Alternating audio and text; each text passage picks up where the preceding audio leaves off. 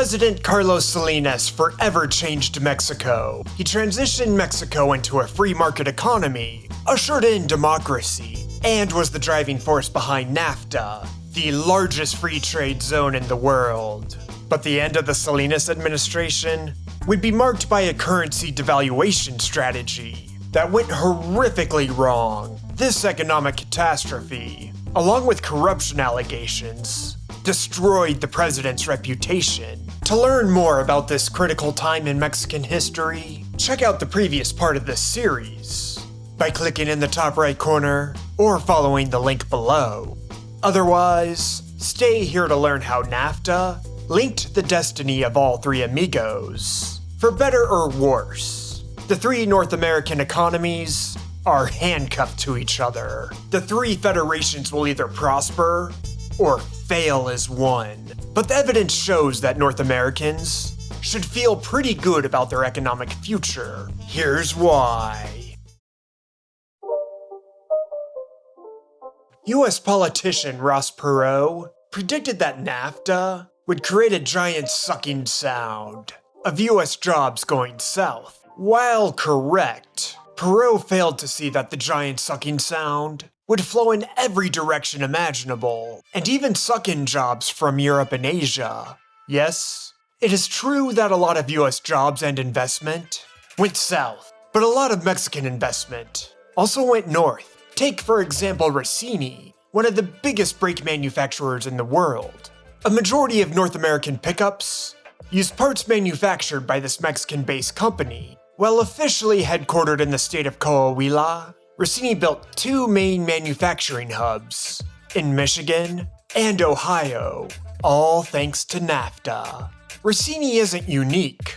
There are several other Mexican-based companies that also expanded manufacturing in the north. Vitro, which makes car windows, is headquartered near Monterrey, and they built 6 manufacturing hubs in the US and 4 customer service centers in Canada. There is also Nemak, a key supplier of engine heads and blocks. Also headquartered near Monterrey, Nemak expanded their manufacturing into the US and Canada. These are not anecdotal examples. Car manufacturing across the continent is deeply integrated in all 3 countries. Today, there is no such thing as a Canadian car, a US car, nor a Mexican car. There is only a North American car. Instead of trading with each other, the three amigos build together.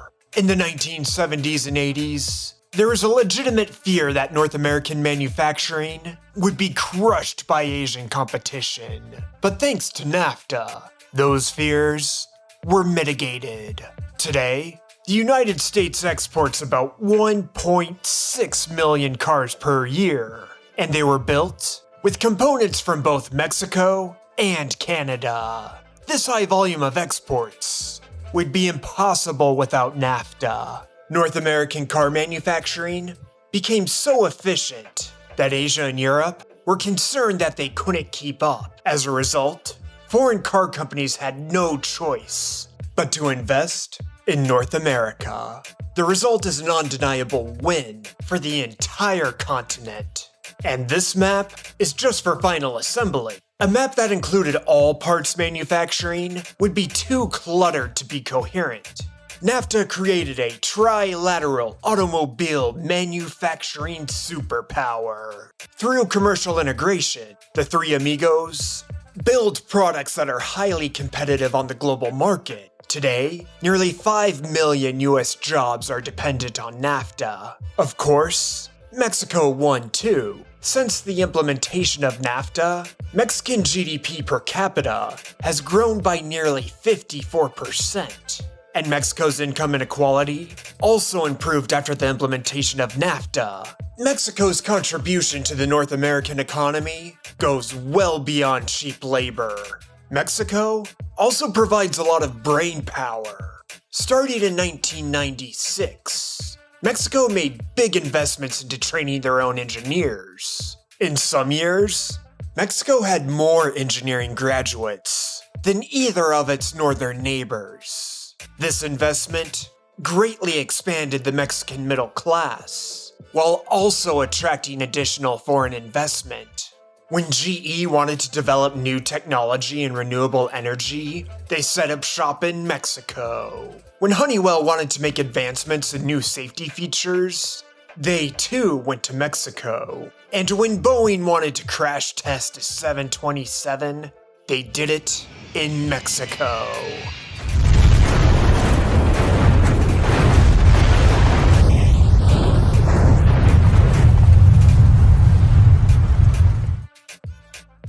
Mexico's crown jewel of engineering is arguably the Volkswagen Jetta A6. About 70% of all the parts on this popular sedan were designed by Mexican engineers.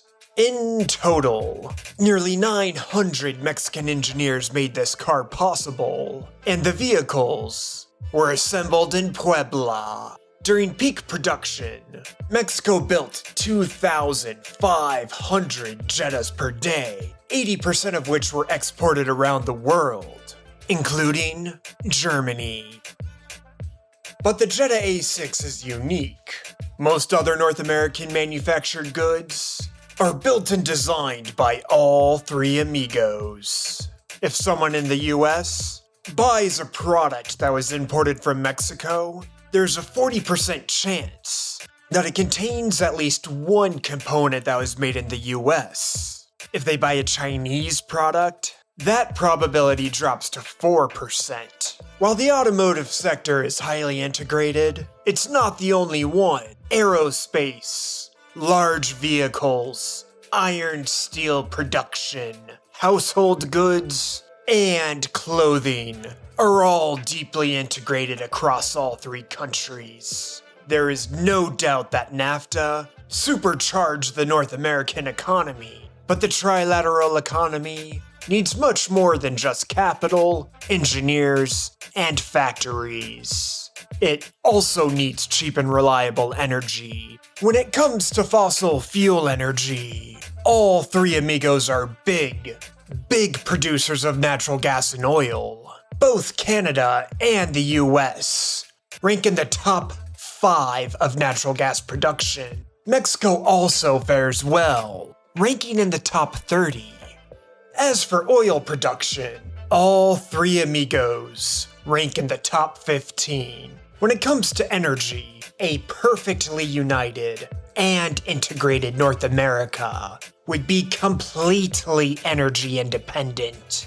But the three federations are a bit hesitant of becoming too reliant on each other. After all, export diversification is the safe move. Canada ships about 4% of its oil outside of the continent, and Mexico exports nearly 50%. The US does the same with natural gas, exporting about 54% outside of North America. But should globalization completely collapse, as I speculated on in another video, North America is one of the few places in the world that can maintain modern living standards. If the three amigos want to pursue a low-carbon economy, they can also do that all on their own.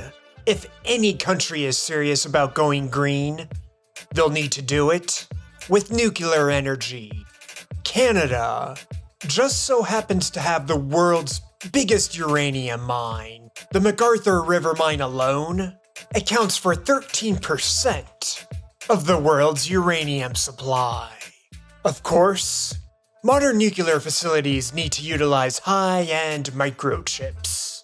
And high-end microchips need high-purity quartz. The most productive mine for high-purity quartz can be found in the Spruce Mining District of North Carolina. Only Norway has access to similar reserves of high-grade quartz. Russia does as well, but they're going to have a hard time importing the needed mining equipment for the foreseeable future. As for actually manufacturing the high-end chips, that's where Mexico comes in. Maybe. Those deals are still under negotiation at the time of this recording. Should it go through, Intel already has a world-class research and design center in Guadalajara, and there is plenty of Mexican talent that can make chip manufacturing a reality. Chips or no chips, all three amigos have access to another critical resource needed for the future, lithium. And this is just a satellite view of the new North America. On a more granular level, cities along the US-Mexican border were radically transformed due to NAFTA. Neighboring cities aren't isolated, but more so operate as integrated metropolitan hubs, quite analogous to how Buda and Pest merged into a single city. San Diego relies on the Tijuana airport for international flights. El Paso, La Cruces, and Juarez are often referred to as the Borderplex, and it just so happens to be the home of the first commercial spaceport in the world. And who can forget the aptly named towns of Calexico and Mexicali? But to truly understand the integration of these binational metro hubs, I recommend the Histories of Mexico podcast. While researching this script, I came across the Histories of Mexico podcast and was truly impressed at the level of deep research and engaging presentation style. I reached out to the podcast, and they were kind enough to critique the scripts for this video series. The podcast is full of entertaining stories, from the indigenous peoples of Tabasco to the Chinatown of Mexicali, known as Chanisca. The podcast is profiling the history and geography of all 32 Mexican states, and I can't wait to see where this podcast goes. And they are releasing a special supplemental series that documents the integration of the US-Mexican border cities. The podcast is linked below. Be sure to check them out after this. Now, back to NAFTA. NAFTA enhanced the economies of all three countries and made them more resilient to geopolitical shockwaves. NAFTA has been so successful that Ross Perot's son and heir now sings its praises. So you look at how important trade is for us, it's huge. NAFTA is critical to our economy. I mean, Mexico is part of the Texas family. I mean, the men and women of Mexico are critical. The men and women coming in from Mexico to help run our economy are critical. For all of NAFTA's benefits, it did have one critical weakness. None of the beneficiaries of the trade agreement took the time to promote its impressive yields. Politicians on either side of the border would eagerly highlight NAFTA's flaws to erect populist excitement. Over the years, it seemed that NAFTA could withstand populism, but then the 2010s arrived.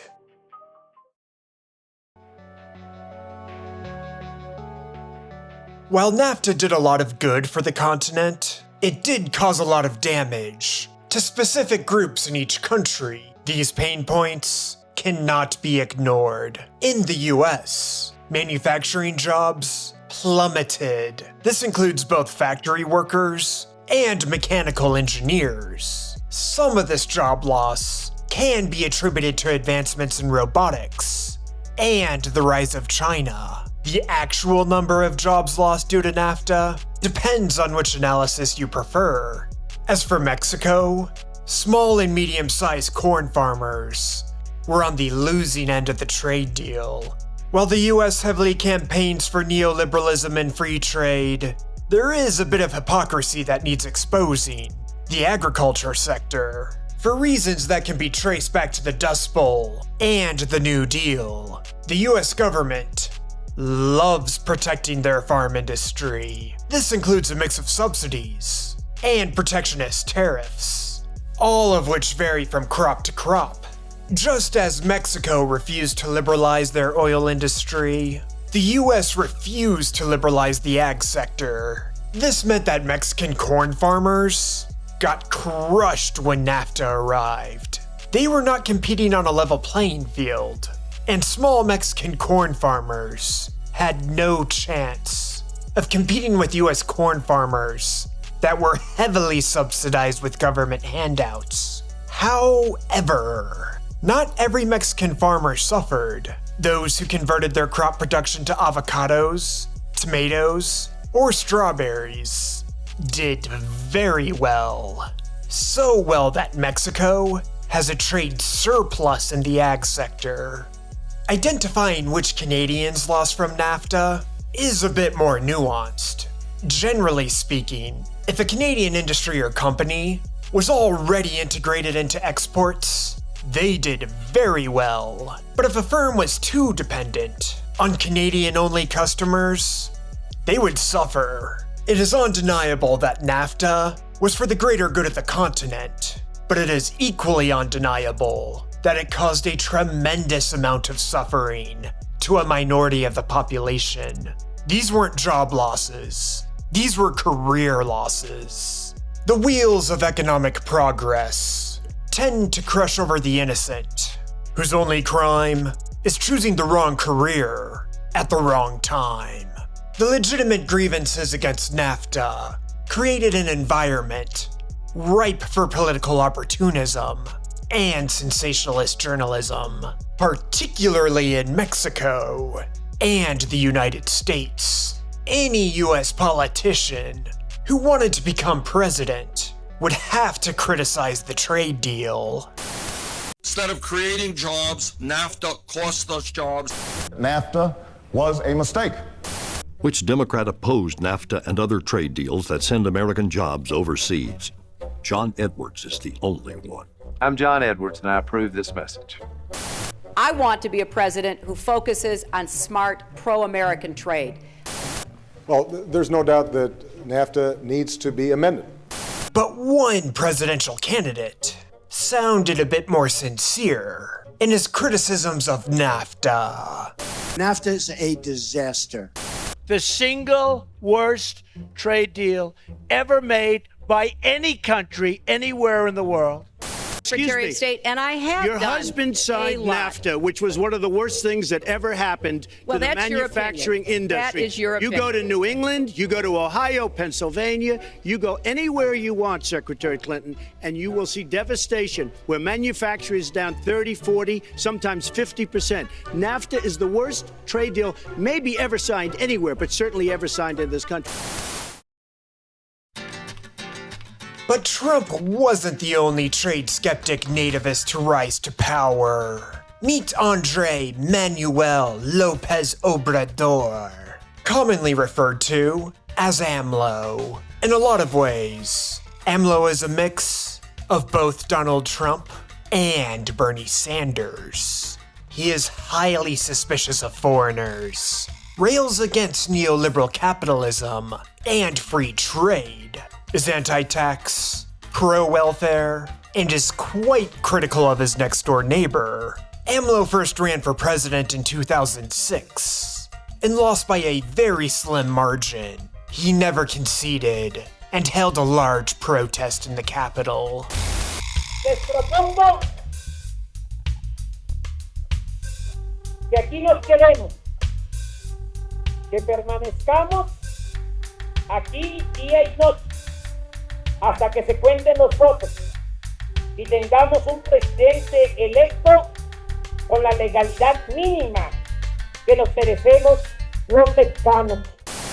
After the protests, AMLO created a new political party, which eventually won him the presidency in 2018. When he took office, he maintained Mexico's very tough anti-immigration policy, so much so that he received criticism from Amnesty International. President Andrés López Obrador has been continuing with this narrative about humane policies towards migrants and refugees. Unfortunately, in practice, we are seen totally distant from that narrative, from that discourse. the militarization of the borders, the continuation of these shared policies that are violating the rights of people, the treatment that many of these people are receiving at the border, including the border between Mexico and Guatemala. Amnesty International has been documented massive deportation of people in need of international protection, including Haitians, Central Americans, Venezuelans, Cubans. People have been detained in immigration detention facilities.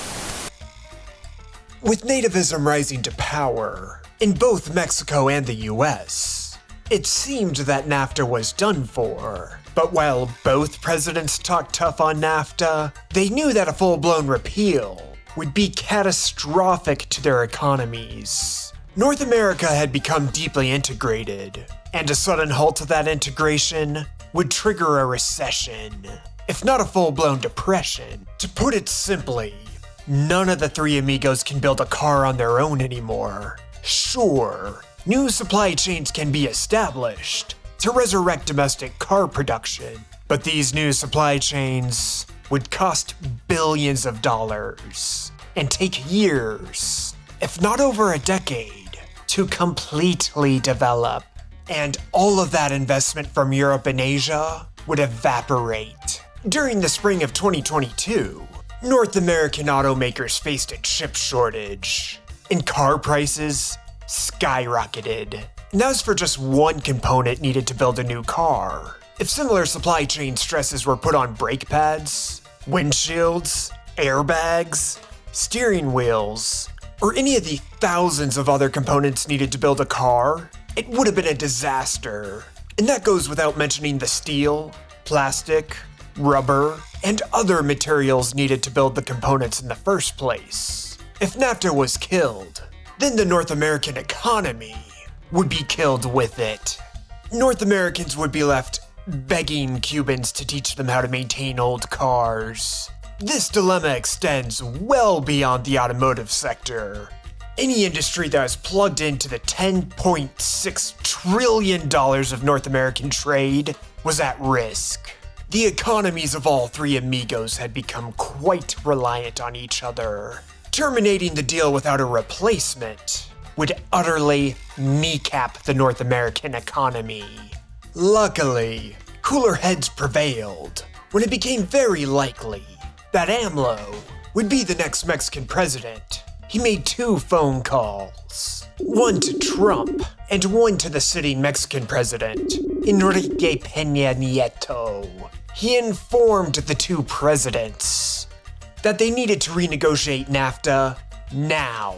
If they could complete the deal before AMLO took office, he promised that he wouldn't kill the deal. In the spring of 2017, the new NAFTA negotiations began. While Trump and Nieto certainly had an awkward relationship, the trade negotiations actually went pretty smooth. There was too much at stake for political shenanigans. The US and Mexican trade negotiators agreed to make slight adjustments to the original deal that were mutually beneficial, and both presidents included their respective opposition parties to ensure that the new deal would be politically viable, despite all the preceding name-calling and awkward photo ops. The negotiations were quite productive. Everything was progressing nicely. But then the Canadians got involved.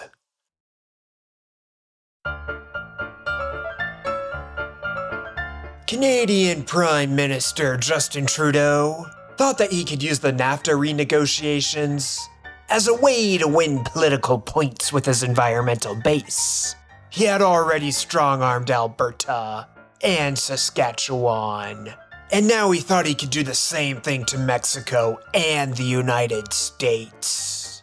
Quite a bold move, considering that Canada has higher per capita CO2 emissions than either of its southern neighbors. Despite the hypocrisy, Trudeau was serious. He would not agree to a new deal unless there were stronger environmental clauses.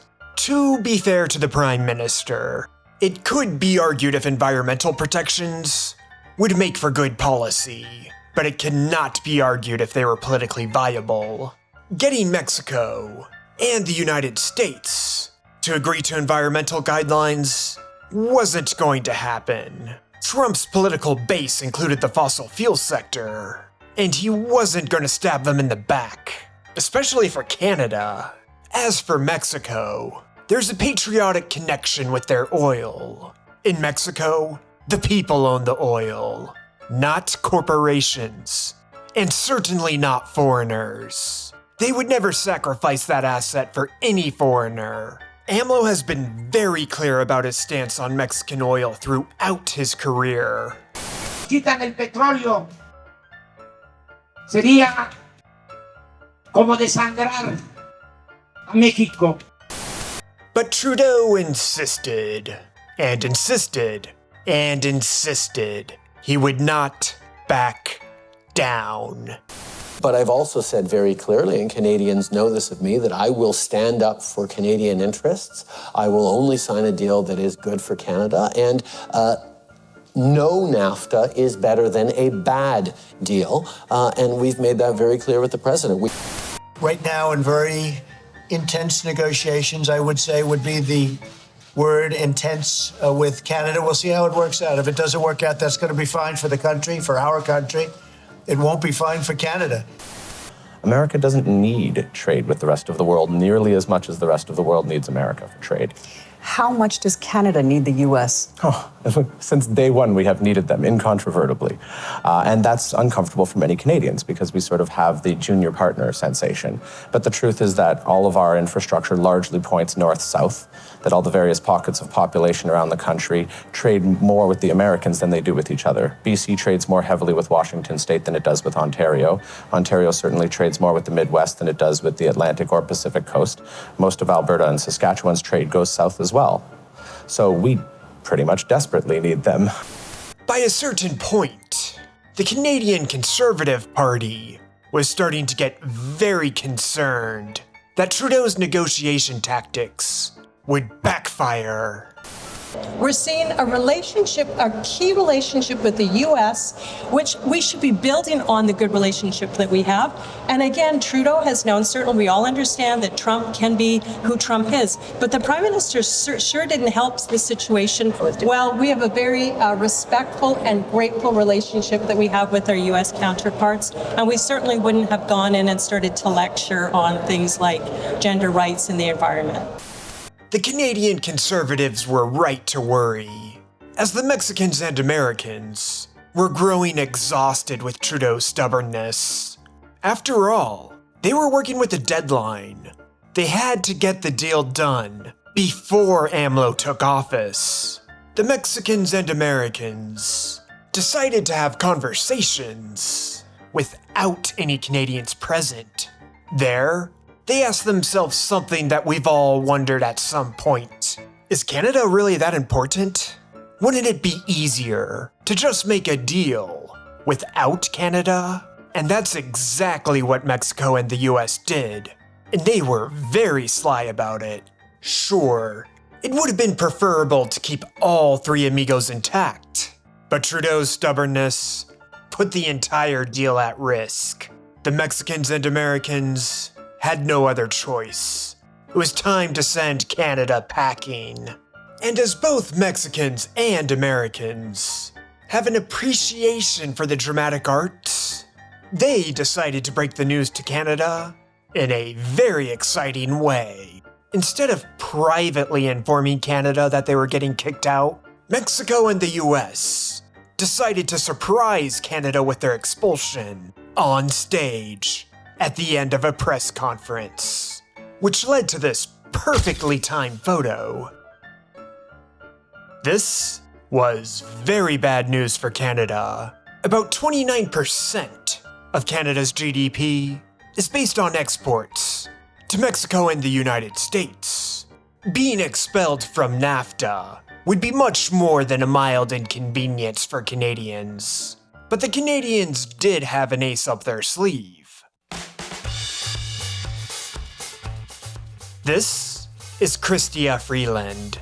She is very much the hyper-intelligent yin to Trudeau's incompetent yang. She speaks 7 languages has degrees from both Harvard and Oxford, received prestigious awards, and she did all of this without being the son of a former prime minister. If anyone could save Canada, it would be Freeland, and she had very little time to work with.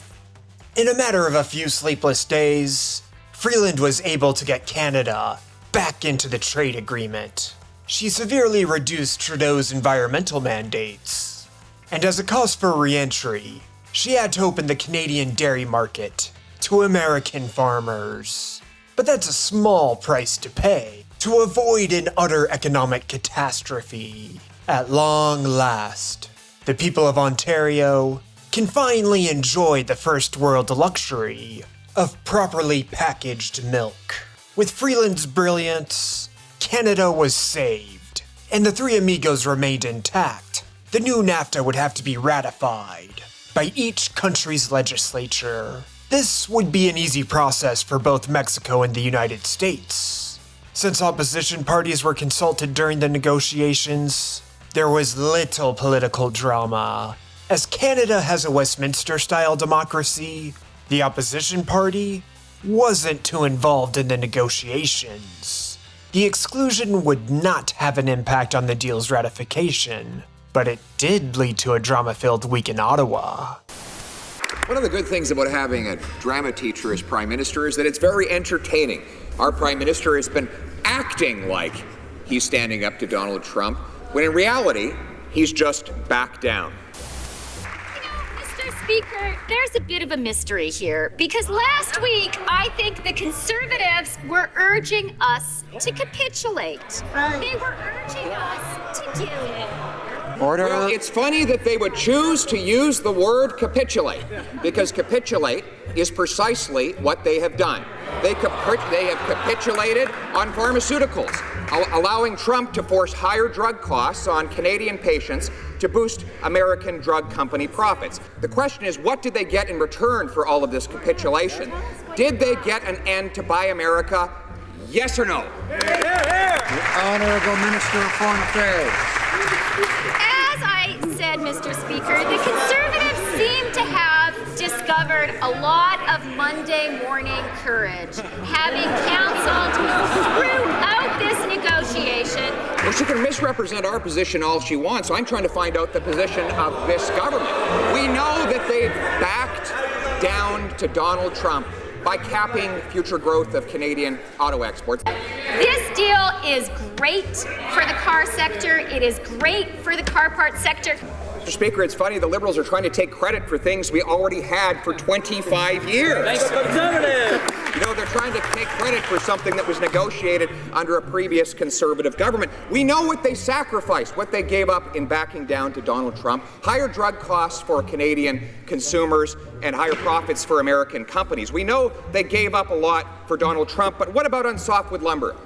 Tariffs have killed jobs in the forestry industry in Canada for a long time. Have they finally put an end to Trump's tariffs on softwood lumber? Yes or no? Honourable Minister of Foreign Affairs. Mr. Speaker, let me tell you what we got for the softwood lumber industry. It's something called Chapter 19. This dispute settlement mechanism is absolutely essential for our industry, and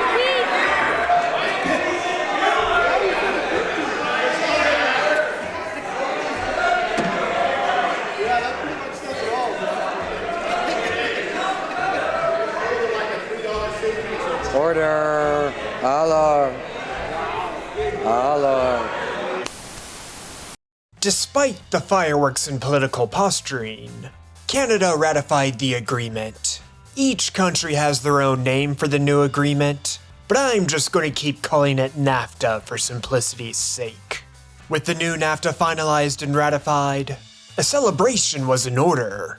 Jared Kushner, Trump's son-in-law and key advisor, was bestowed the Orden de la Guerra Azteca. This is the highest honor a foreign civilian can receive. After AMLO officially took the office of the presidency, Trump invited him to the White House for their own celebration. Relationship between the United States and Mexico has never been closer than it is right now. We're cherished friends, partners, and neighbors. Our cooperation is founded on mutual trust and mutual respect between the two of us and between our two countries. And we honor the great dignity of both nations. Today we celebrate the historic victory we achieved together just days ago when NAFTA was officially terminated and replaced with a brand new, beautiful USMCA.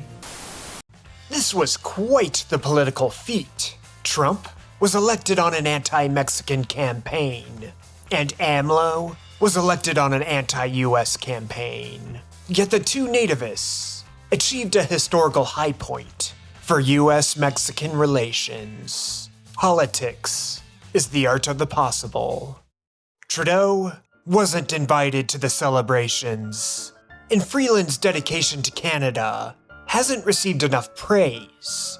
She did more for her country in 6 days than most of us could do with 6 lifetimes. For all of Trudeau's faults, he does recognize talent when he sees it. Freeland would receive a series of much-deserved promotions. At the time of this recording, she is currently the Deputy Prime Minister of Canada. She may very well be the next Prime Minister of Canada. As for the new NAFTA, it really wasn't all that revolutionary from the original. There are updates to intellectual property laws, new rules for e-commerce, and a $16 an hour minimum wage for all auto workers, no matter which side of the border they were working. But there is one detail in the trade agreement that went largely unreported by the media. At the time, it seemed to be not very newsworthy, but this little detail put Mexico on the path to greatness. The United States is the world's largest consumer market, and the modern American shopper is quite different than just a decade ago. In the past, American shoppers only cared about 2 things when shopping: price and quality. But the majority of Americans have a new metric: ethics. 56% of Americans refuse to buy from companies that they consider unethical. This figure is much higher amongst millennials and Gen Z. Hopefully, Americans will expand this thinking to beyond just companies, and also consider where their products come from. Because when it comes to an ethical comparison between the Chinese Communist Party and Mexico, there's no comparison at all. The CCP ruthlessly steals intellectual property. Mexico has over 14,000 patent applications every year. The CCP brutally oppresses religious minorities. Mexico is building the Tren Maya, which is expected to lift 1 million indigenous people out of poverty. The CCP is building secret police stations across Europe. Mexico entered a free trade agreement with the EU in the year 2000. The CCP is using TikTok to gather intelligence on the youth of the world. Mexico developed Sky Alert, the premier app for earthquake warnings. The CCP is the world's largest polluter. Mexico has over 8,000 square kilometers of protected state parks, all of which play a critical role in protecting the North American biosphere. The CCP is responsible for over 55% of oceanic plastic pollution. Mexico created the Riva-Hajedo Archipelago National Park, a nearly 14,000 square kilometer conservation area designed for the purpose to protect migratory marine life. The CCP seized Tibet and Hong Kong. Mexico hasn't annexed any land since 1897. The CCP is increasingly threatening Taiwan. Mexico has no imperial ambitions whatsoever. No matter which social justice issue is most important to you, it doesn't matter. Mexico is morally superior to the CCP in any category you can possibly imagine. When shoppers vote with their wallet, they should vote for Mexico at every possible opportunity. When you see a product with the prestigious Made in Mexico seal, you can buy with confidence that the product was in fact made in Mexico. Chapter 4 of the new NAFTA agreements significantly raised the rules of origin standards. The days of making slight alterations to change a product's origin are over. With the new NAFTA, made in Mexico means made in Mexico. But not all of us vote with our wallet. If you care more about money than impressing your hipster friends, Mexico is still the superior option to China.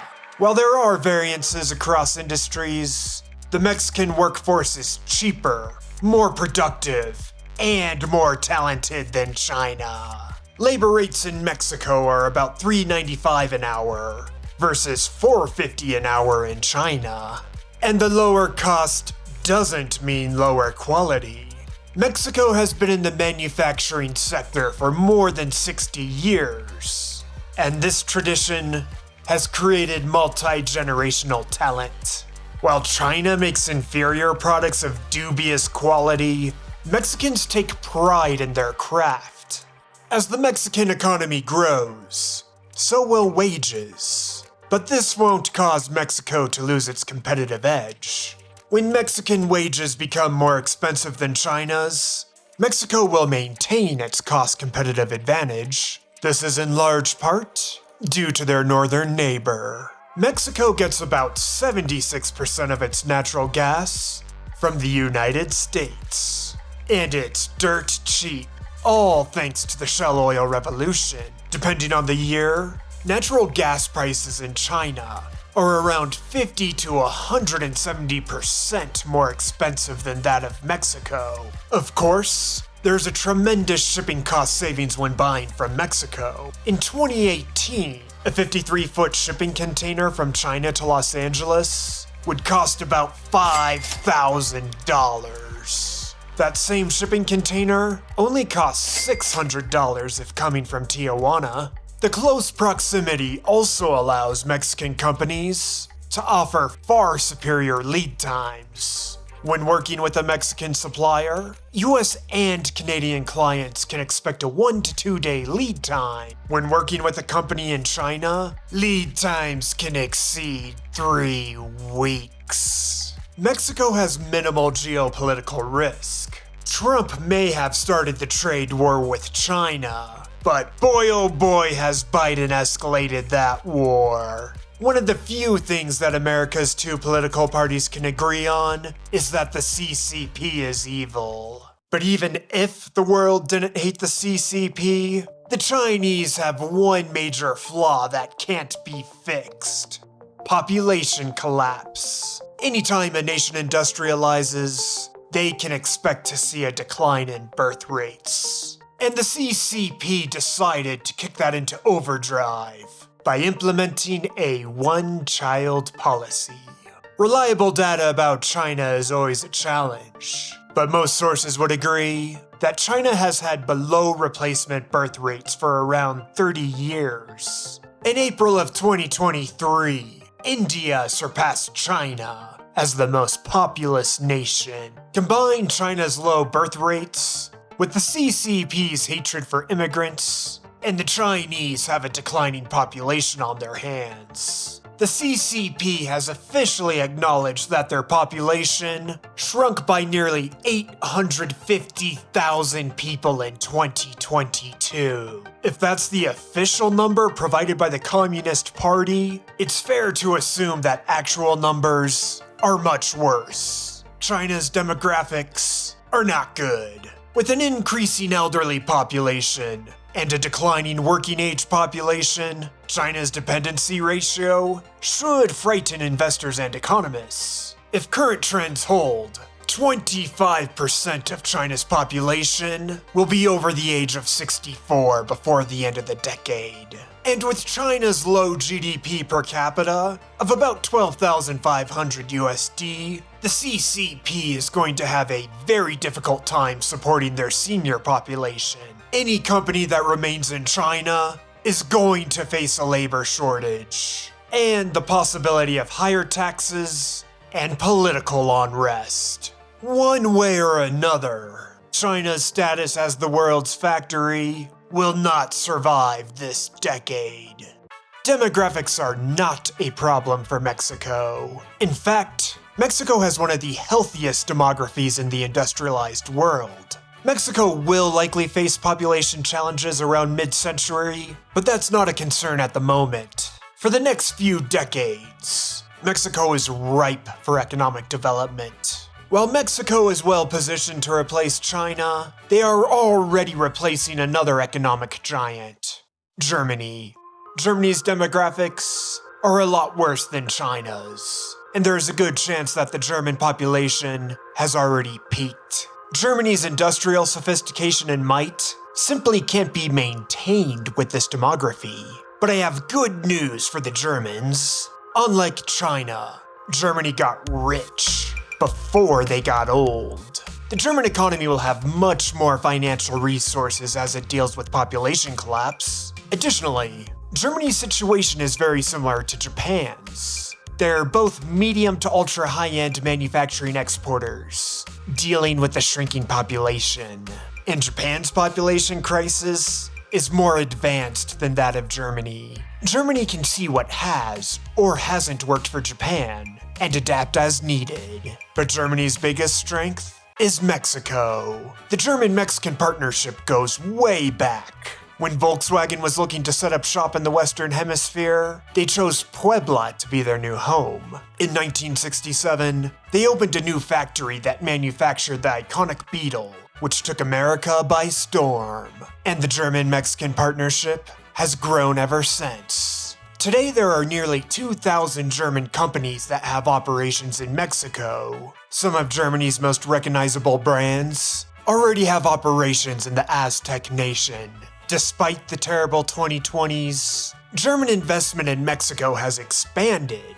Between a collapsing population and energy insecurity, Germany needs to offshore now, not soon, not in the next few years, but right now. German executives and economists know this, and that's why they're investing heavily in Mexico. This isn't theoretical, it's happening in front of our eyes. In 2022, Mexico saw an increase of direct foreign investment of 25%, and a lot of that cash is coming from Germany. The question isn't, will Mexico replace German manufacturing? The real question is, how long will it take to build the new factories? And German companies aren't the only ones pumping money into Mexico. Flex Americas, Molex, and Mazda all have multi-million-dollar investment plans for Mexico. All global supply chain readjustments point to Mexico. The US and Canada want to nearshore their supply chains to get away from China, but they don't have the demographics to build domestically. The Northern Amigos won't be able to nearshore without Mexico. Germany and Northeast Asia don't have the population to maintain their manufacturing industry. To save their economies, they also need Mexico. To put it bluntly, the world needs Mexico. And Mexico is just about to complete the Isthmus project, which will operate as a second Panama Canal, albeit with sophisticated ports and high-speed rail, as opposed to a solid waterway. Between the nearshoring of manufacturing, the tech sector of Guadalajara, and the mega project on the Isthmus, Mexico is on the cusp of an economic explosion. Kind of. Of the many highly talented Mexican analysts that I sourced in researching this video, I know exactly what they'd say. I am overhyping Mexico's future a bit too much. And that's very valid criticism. Mexico's middle class is likely to grow, and wages of all classes are likely to grow too. But this growth won't happen overnight. All the new factories being built in Mexico will take at least a few years to complete. Just as there is no get-rich-quick schemes with personal finance, the same applies to national economies. Most Mexicans watching this video will probably earn more money than their parents, and the children being born in Mexico today will probably earn even more. But this doesn't mean everyone gets a coastal hacienda with a yacht. Instead, more Mexicans will be able to enter the middle class and enjoy comfortable lifestyles. Will Mexico be considered a first world country in the very near future? I think that's highly likely. If you enjoyed this video, be sure to check out this one. A big thank you to the patrons who help finance this channel. Another big thank you to the Histories of Mexico podcast. Don't forget to check them out now.